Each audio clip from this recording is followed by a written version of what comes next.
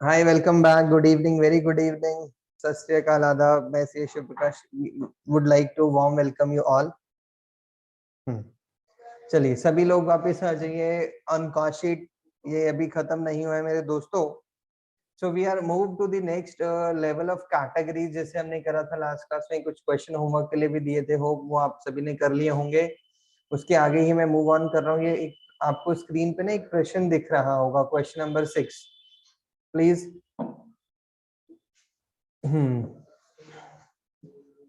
ये जो question number 6 है, it is very very important. कुछ कैटेगरीज होती है. देखिए कॉस्ट शीट में मैं अगर देखना चाहूँ अपना अपने उसके बेस पे, अपने एक्सपीरियंस के बेसिस पे, आई वुड लाइक टू से कि यार कॉस्ट शीट जो है ना, it's a very easy topic. But आप अपने माइंड में अगर उसकी कुछ कैटेगरीज फिक्स कर लोगे, तो वो बहुत ही आपके लिए इजी हो जाने वाला है. ठीक है, वो कैटेगरी कौन सी हो सकती है? पहला, वैल्यू बेस्ड क्वेश्चन, वीबीक्यू. ठीक है, जिसमें हमें सीधी वैल्यू दे रखी है, हम सीधा वैल्यू पुट करते हैं और आंसर आ जाता है. ठीक है. दूसरी and very important which is called unitary method जिसमें आपको क्वांटिटीज गिवन होती है. तीसरा, ओवरहेड कैटेगरीज, जिसके अंदर आपको बहुत सारे खर्चे दिख जाएंगे, आपको उसे क्लासिफाई करना पड़ता है कि यार ये लिस्ट आउट करिए, फैक्ट्री से रिलेटेड है या ऑफिस से रिलेटेड है. एक हमारा होता है रिकवरी बेस्ड क्वेश्चन, और एक हमारा प्रोजेक्टेड कॉस्ट शीट. 5 पांडव, मैंने भी ऐसी 5 कैटेगरी बना रखी हैं कॉस्ट शीट के अपने ईज के लिए. जब मैं स्टूडेंट था तो मैं उनको इसी हिसाब से कैटेगराइज करने से क्या होता था, माइंड पे ना, ये छोटा सा जो माइंड है हमारा, चीजें जितनी इजी करके रिटेन कर लेते हो उतनी ही ज्यादा लॉन्गर लास्टिंग वो चलता है. मुझे जब मैंने कैटेगरी देखो अपने लेवल पे बनाई थी, आज तक मुझे याद है, 10-12 साल हो गए. सो इसीलिए मैं आप सभी को रिकमेंड करूंगा, देखो चीजें इजी हो जाती हैं, क्वालिटेटिव हो जाती हैं, अगर आप उसे अपने माइंड में ईज आउट कर ले तो. यहाँ मेन गेम है आपकी, इससे जीतना है आपको, और एग्जाम्स में जीतने हैं, ज्यादा मुश्किल नहीं है. ठीक है, चाहिए आपने 6 क्वेश्चन आपके जो सामने है, मैंने ये ओपन कर रखा है. अब हम ये सॉल्व करेंगे. बेसिकली अगर आप ये देखो तो ये कौन सी कैटेगरी में से है, ये कौन सी कैटेगरी में से है. अगर आप देखो यूनिटरी, यहाँ पे देखो क्वांटिटी स्पेसिफाई कर रखी है क्वेश्चन के अंदर. So this is one of quant, you can say unitary method it is. So we are going to solve. एक बार प्लीज मेरे बच्चों आप भी नोट कर लीजिए या स्क्रीनशॉट ले लीजिए, और ये सॉल्व करना स्टार्ट करेंगे मेरे साथ. सभी लोग स्टार्ट करना चालू कर दीजिए. मैंने स्टार्ट कर दिया है. मैंने व्हाइट बोर्ड ले लिया है, लीजिए. व्हाइट बोर्ड ले लिया है, स्क्रीन बड़ी कर ली है, साइड मिरर्स को ऊपर कर दिया है. I am ready now, I am ready. क्या आप तैयार हैं? आप लोग भी तैयार हो जाएं जल्दी से. कॉस्ट शीट, बनाने के लिए हम तैयार.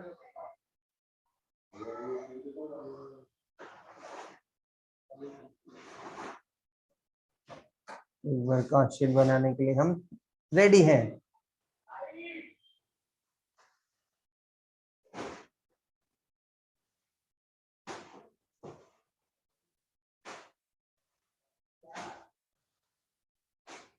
ठीक है, चलिए आइए स्टार्ट करते हैं क्वेश्चन. बिल्कुल, चलिए एक बार क्वेश्चन नंबर 6 स्टार्ट कर रहे हैं. We are doing question number 6. मेरे साथ साथ सभी लोग स्टार्ट करें, मेरे साथ साथ अटेम्प्ट करेंगे. सर हम कॉस्ट शीट बना रहे हैं, सर फॉर्मेट पहले लिख लेते हैं.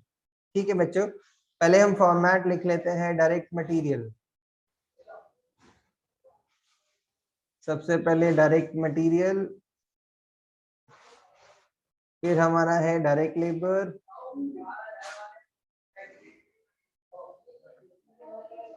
और डायरेक्ट ओवरहेड, डायरेक्ट एक्सपेंसेस.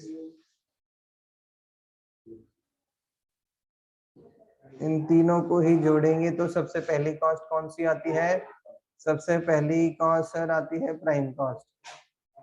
मैं ये बार बार लिखवाता रहूंगा जब तक आपको याद नहीं हो जाता। प्राइम कॉस्ट, फिर इसमें हम ऐड कर देते हैं कौन से खर्चे? Factory overhead. Factory overhead add कर दो तो यहाँ पे बी आ जाएगा जीएफसी, ग्रॉस फैक्ट्री कॉस्ट।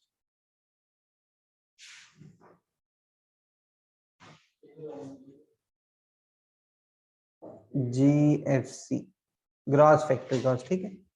सो जीएफसी के अंदर आपको एडजस्टमेंट करने हैं किसका सर? एडजस्टमेंट हमें करनी होती है, एडजस्टमेंट हमें करनी होती है, ऐड करना होता है ओपनिंग डब्ल्यूआईपी को और लेस करना होता है सर क्लोजिंग डब्ल्यूआईपी को। तो हमारा क्या आता है सर? फिर हमारा सी पॉइंट आ जाता है विच इज कॉल्ड एज, जिसको हम क्या बोलते हैं मेरे प्यारे बच्चों? Net, net factory cost, which is called as net factory cost, या फिर इंपॉर्टेंट वर्क कॉस्ट, या इंपॉर्टेंट है जो वर्क कॉस्ट, ठीक है। फिर आप इसमें ऐड करते हैं, फिर आप इसमें ऐड कर देते हो, फिर आप इसमें ऐड कर देते हो कौन से खर्चे? Office and admin, office and administration overhead. और जैसे ही आप इसको ये ऐड करते हो आपका आ जाता है cost of production, cost of production, COP.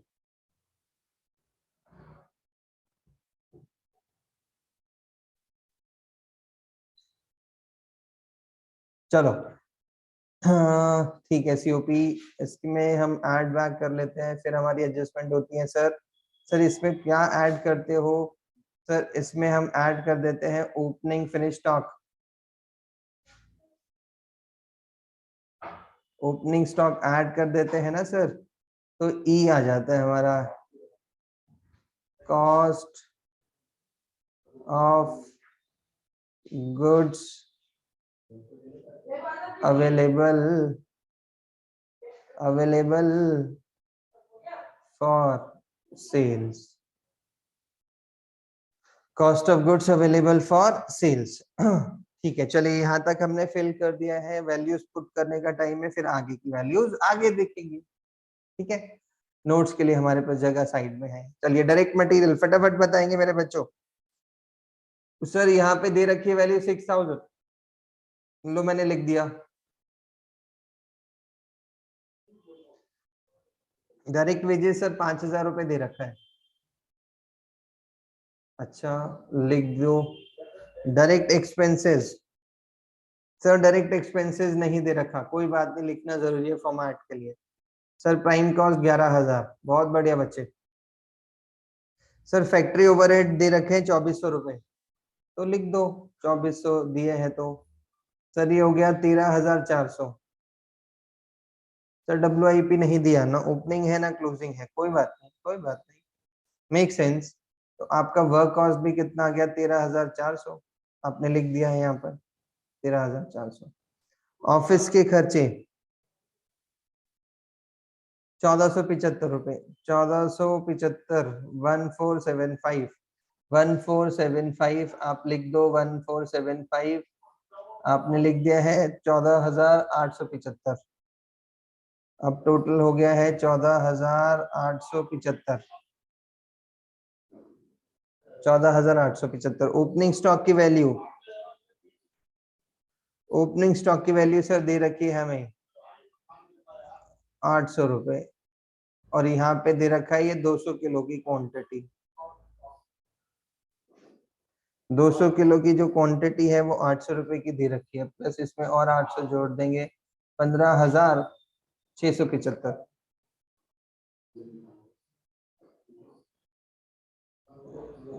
15,675।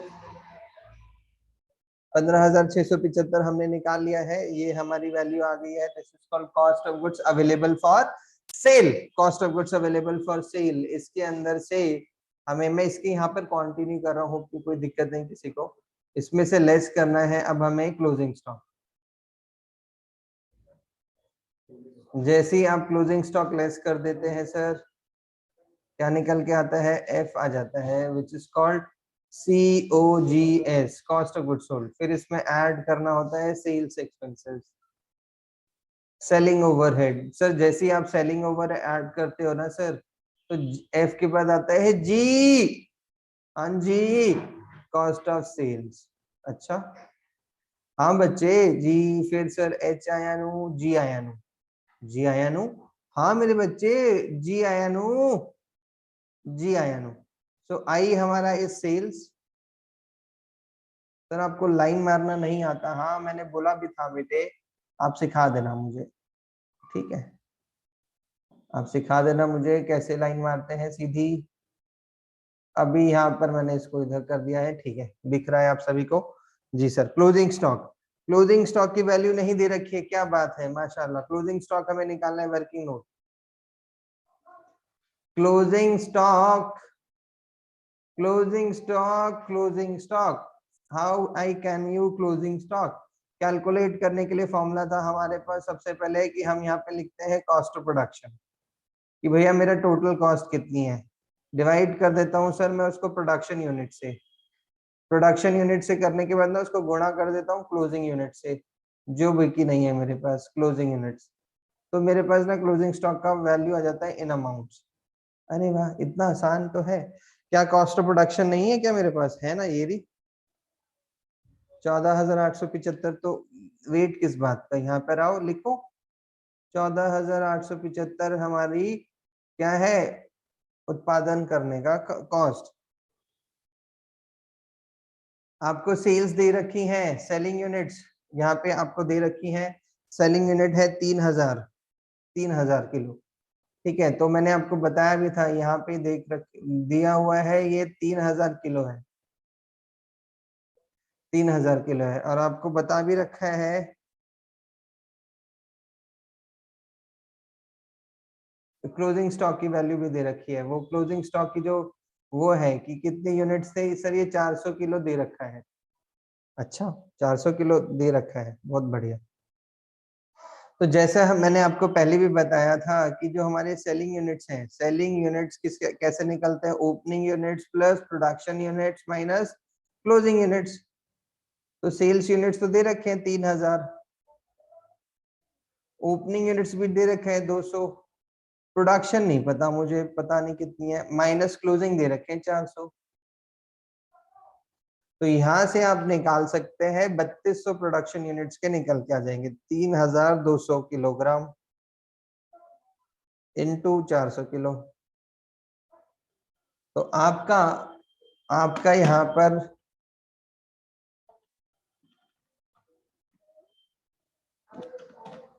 पर आपका क्लोजिंग स्टॉक कैलकुलेट हो जाएगा,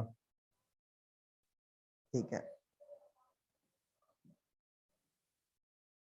सभी लोग ध्यान से नोट करते रहेंगे प्लीज। एडवर्टीजमेंट, सॉरी, 1475, यहाँ पे हमारा 1475 क्या है, एडवर्टीजमेंट एंड सेलिंग एक्सपेंस था, माय बैड। यहाँ पर आ जाइए, इधर लिख दीजिए, ये है 1475, मैं उसको ऑफिस का समझा था, ये हमें नहीं दिया हुआ, this is not given, so this will be the same.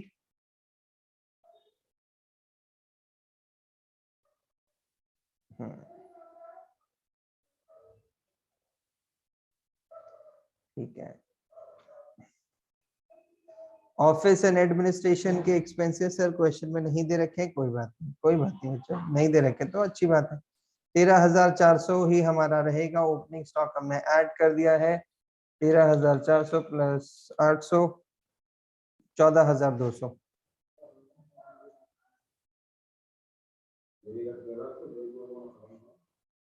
14,200।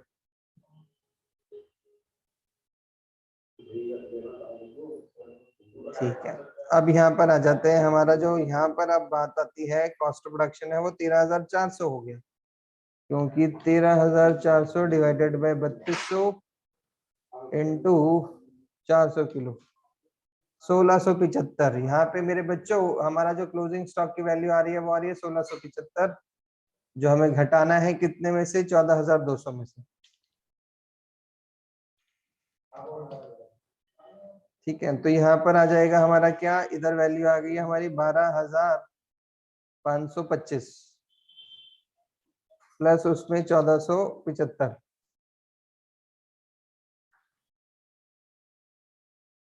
1475 हमने ऐड कर दिए, यहाँ पर वैल्यू आ गई कॉस्ट ऑफ सेल 14,000, 14,000। अब यहाँ पे देखो प्रॉफिट, प्रॉफिट हमें निकालना है, प्रॉफिट हमें निकालना है, और यहाँ पर हमें ऑलरेडी एक रिलेशन दे रखा है। प्रॉफिट आपको क्वेश्चन में ही मेंशन्ड है, that is 30%, 30% of sales. 30% of sales अगर प्रॉफिट है तो कॉस्ट हमारी 70% हुई। 70% अगर 14,000 है तो 100% 20,000 हो गया, सिंपल। प्रॉफिट 6,000 रुपए, balancing figure.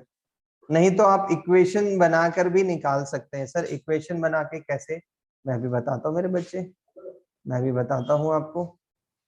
Normal equation, normal equation कैसे, cost of sale plus profit equals to sales. ठीक है, ये हमें नहीं दे रखा, आप एक्स मान लो। प्रॉफिट इसका 30% है, ये वाली इक्वेशन बच्चों ऐसे। ठीक है, तो 14,000 हो गया है, ये हो गया 30% of 3x equals to x। 14,000 रुपए ये उधर जाएगा, x minus 0.3x equal into 0.7x। चलिए, सो मेरे प्यारे बच्चों देखिए, जैसे हमने बात करी थी 14,000, ये एक दूसरा ऑल्टरनेटिव है जो मैंने बताया। इक्वेशन बना के भी आप सॉल्व कर सकते हैं, तो यहाँ पर हमारा जो वैल्यू है सेल्स का वो निकल कर आ जाता है। ठीक है, तो this is the value of sales. अगर आपको वैसे समझ नहीं आता, आप इस तरीके से भी कर सकते हैं, सिंपल। या जो हमने बात करी थी कि भाई हमारी कॉस्ट ऑफ सेल कितनी है, आप वैसे भी जैसा कि अगर सेल्स हमने मान लिया 100 रुपए की है, और जो प्रॉफिट है, प्रॉफिट है उसका 30% यानी 30 रुपए है, तो यानी कि जो हमारी कॉस्ट ऑफ सेल हुई, कॉस्ट ऑफ सेल्स हुई वो एक तरह से 70 रुपए की ही तो बची। यानी कि ये जो 70 रुपीज है, एक तरह से सेल्स का 70% हो गया ना, और जो कि हमें पता है 14,000 रुपए है, तो इससे हम इस सेल्स तक 100% निकाल सकते हैं। तो इस सेल्स का 100% अगर आप निकालोगे तो वो 100/70 हो जाएगा, और यहाँ से भी निकल सकता है। जैसे आपको समझ में है आप वैसे कर सकते हैं। ठीक है, तो this is done, unitary method is over. Similarly आप इसी प्रकार से, let me share with you another question. ठीक है, तो ये हमने सॉल्व कर लिया है। देखिए 20,000 रुपए हमारा आ भी गया है, we are good to go. ये नेक्स्ट क्वेश्चन आप ये नोट कर लीजिए प्लीज, स्क्रीनशॉट खींच लीजिए, इसको सॉल्व करना है, ये आपके आंसर आएंगे यहाँ पर।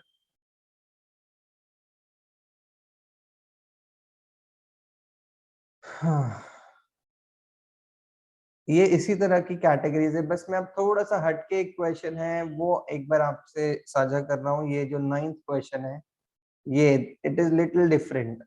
एक बार आप प्लीज नोट कर लीजिए, इस क्वेश्चन को स्क्रीनशॉट खींच लीजिए। प्राइस डिटर्मिनेशन का ये क्वेश्चन है, प्राइस डिटर्मिनेशन।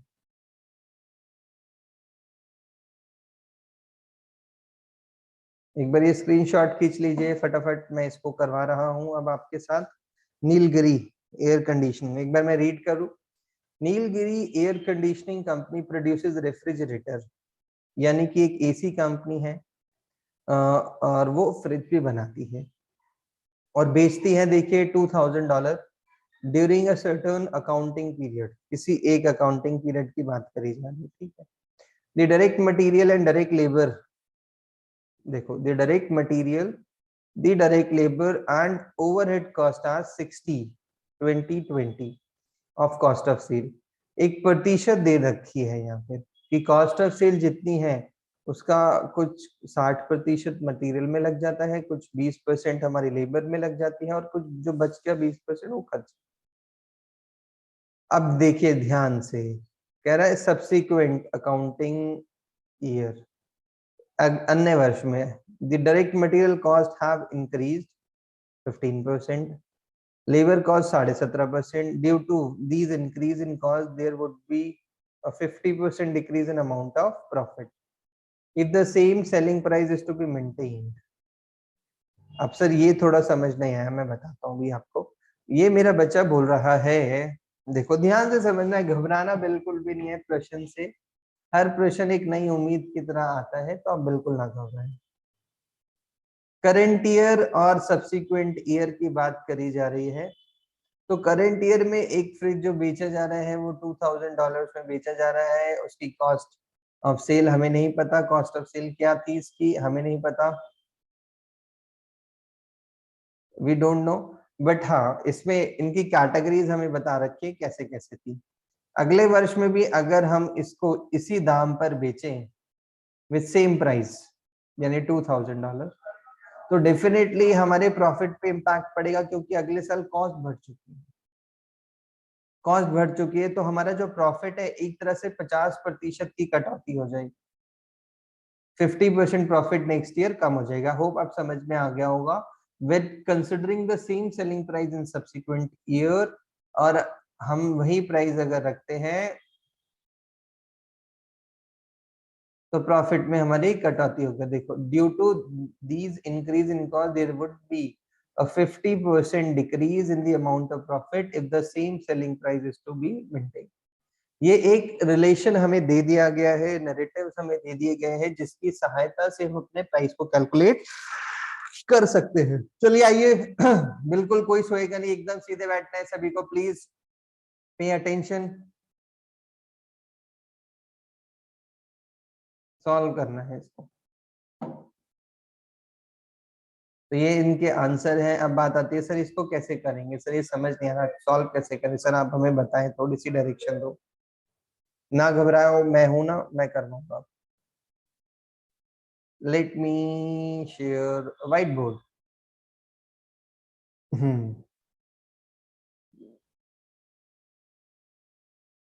चलिए, क्वेश्चन नंबर 9 हम कर रहे हैं। Question number 9,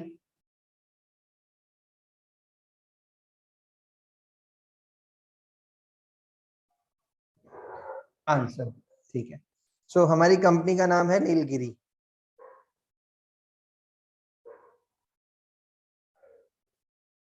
Nilgiri, Nilgiri. Current जो डिटेल दे रखे हैं करंट ईयर के, current selling price let's say $2000, ठीक है। और हमारे को एक कॉस्ट डिस्क्रिप्शन दे रखी है इन सभी की, कि जो डायरेक्ट हमारा मटेरियल होगा वो 60% होगा, 60% किसका, ऑफ कॉस्ट ऑफ सेल्स का। और जो डायरेक्ट लेबर होगी वो 20% होगी किसकी, कॉस्ट ऑफ सेल्स की होगी। और जो हमारा ओवरहेड है एग्रीगेट, वो भी 20% है किसकी, कॉस्ट ऑफ सेल्स की। अब हमारा कॉस्ट ऑफ सेल्स हमें नहीं पता करेंट ईयर का, ठीक है। तो करेंट ईयर का अगर हमें प्रॉफिट निकालना हो, प्रॉफिट निकालना हो तो हम बोल सकते हैं कि जो भी हमारी सेल्स थी उसमें से जो कॉस्ट ऑफ सेल्स है घटा दीजिए, ठीक है।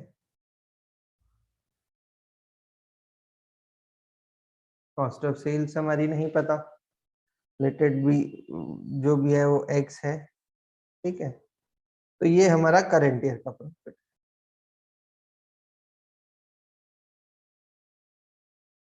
करंट ईयर का प्रॉफिट। अब सब्सिक्वेंट ईयर में क्या हो रहा है क्या नहीं, हमें वो देखना है। आइए मैं आपको समझाता हूँ।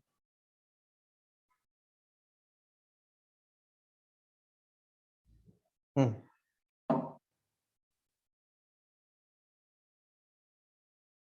ठीक है। हाँ, अब यहाँ पर आ जाते हैं, सब्सिक्वेंट ईयर की बात करते हैं।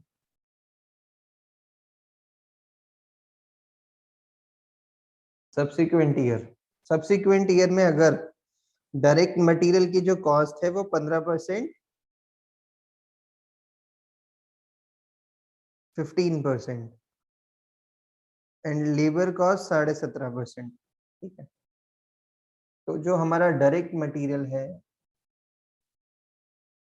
जो अभी हमारा डायरेक्ट मटेरियल है, अगर 15% बढ़ जाएगा, इट इज 15% ऑफ जो लास्ट टाइम पे हमारा 60% था ना कॉस्ट ऑफ सेल्स का, और बढ़ जाता है, increase, increase in direct material की जो कॉस्ट है वो 15% बढ़ गई। जो लास्ट टाइम पे हमारा 60% था, उस 60% का 15% और इंक्रीज हो गया है। तो अगर हम देखें,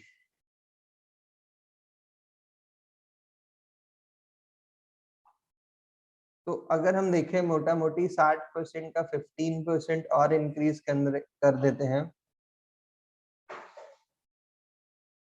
तो अब हमारा जो डायरेक्ट मटेरियल का जो नया कॉस्ट होगा, जो न्यू न्यू एक तरह से आप बोलो न्यू कॉस्ट डायरेक्ट मटेरियल की, वो हमारी कितनी होगी, 69% मैं बोल सकता हूँ एज कंपेयर टू प्रीवियस, अगर मेरी कॉस्ट ऑफ सेल पुरानी वाली ही है तो।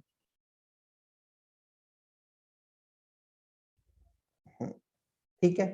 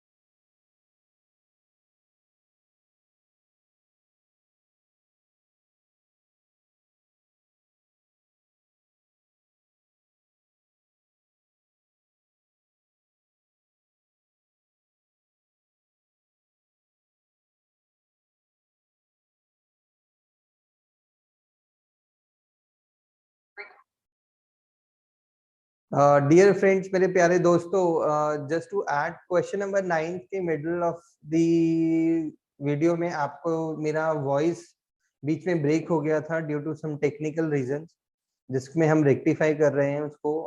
अगर आपको कहीं पे कोई दिक्कत लगे उस क्वेश्चन को समझने के, दो it is self explanatory from the explanation which is shown on my workings, but फिर भी अगर कहीं पे भी आपको वर्किंग में कोई भी डाउट है तो प्लीज प्लीज प्लीज हमसे जरूर शेयर करें, share your feedback. Basis on that मैं उसमें दोबारा हम करवा देंगे और उसको समझा देंगे। और उसके साथ साथ मैंने लास्ट में 2 क्वेश्चन बोले हैं जो दिखाए, वो होमवर्क है मेरे बच्चे, वो होमवर्क है, वो करना है आपको, which is very very important. ठीक है, thanks for being stay tuned with us. हमारे को लास्ट तक देखने के लिए शुक्रिया। एंड अगर आपको वीडियो पसंद आए तो please don't forget to share and like. Thank you so much, stay tuned.